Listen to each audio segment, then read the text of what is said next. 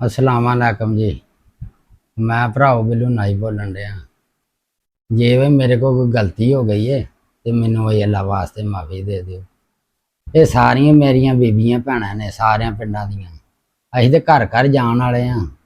ये तो सुनते रहे असीं सियाणियां बंदियां को गल ते ओह गां जोड़ी सी तो एवें उस दिन शुक्र ना कर बैठे हाँ, वो गां जाके नट ते चढ़ गई है। इस मैनू वही अल्लाह वास्ते माफ़ी दे दी।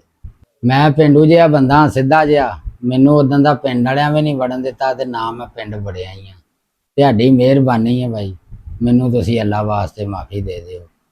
अल्लाह तो गाह गल कोनी जी। ਇਹ ਬਿੱਲੂ ਨਾਈਆ ਜੀ ਦੀਆਂ 2 ਵੀਡੀਓ ਵਾਇਰਲ ਹੋ ਗਈਆਂ ਸੀਗੀਆਂ। ਅੰਦਾਜ਼ਾ ਨਹੀਂ ਸੀ ਵੀ ਇਹ ਗੱਲ ਏਡੀ ਤੂਲ ਫੜ ਜੂਗੀ।